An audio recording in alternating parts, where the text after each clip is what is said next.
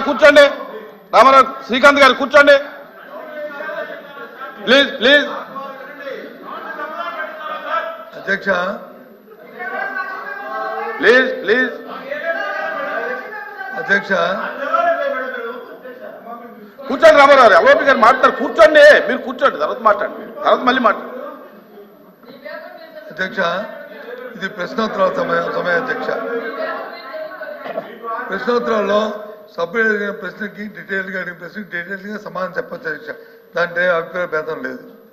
కానీ వారు మళ్ళీ బడ్జెట్ స్పీచ్ లాగా ఆవు గదలాగా ఆవు తెల్లగా ఉండడం పాలు పెట్టడం ఆవు గద చెప్పడం మాత్రం కాదు చెప్పుకోదండి పని చేయమని అధ్యక్ష.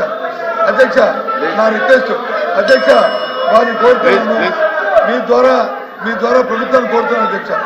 ఒకే నిమిషం అమ్మమ్మ అమ్మ కూర్చోండి కూర్చోండి, ఇప్పుడు గారు కూర్చోండి.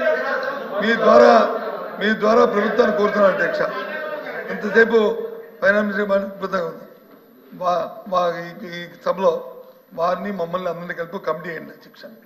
వారు చెప్పిన 10 లక్షల కోట్లు, 7 లక్షల కోట్లు, 14 లక్షల కోట్లు, 16 లక్షల కోట్లు ప్రభుత్వం చేసిన వాళ్ళు ఇచ్చిన బడ్జెట్ డాక్యుమెంట్ ఇదో లేదు కాగు ఇచ్చిన రిపోర్ట్ను ఆ రెండింటిని దగ్గర పెట్టుకొని అన్ని పరిశీలించి ప్రజలకు వాస్తవం చెప్తాం అధ్యక్ష. మాకు అభ్యంతరం లేదు, అంతేగాని మాకు అభ్యంతరం లేదు సార్. ఏంటి అధ్యక్ష కమిటీ ఏమన్నా మీ ద్వారా కమిటీ ఏమని ప్రభుత్వం కమిటీ అయ్యండి మాకు అభ్యంతరం లేదు. కానీ ఈ మాటలు చెప్పి ఇంకా తవ్వుతున్నాను ప్రభుత్వం అంటే తప్పడం ఏంటి అధ్యక్ష?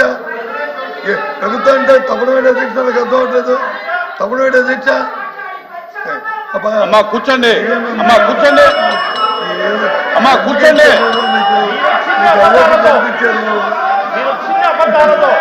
ప్లీజ్ ప్లీజ్ కూర్చోండి, ప్లీజ్ కూర్చోండి.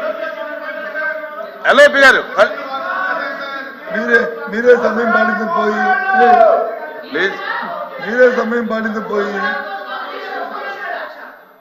బడ్జెట్ సమావేశం జరిగిన రోజు ఎల్ఓపి గారు ఏం రిక్వెస్ట్ చేశారు సభని?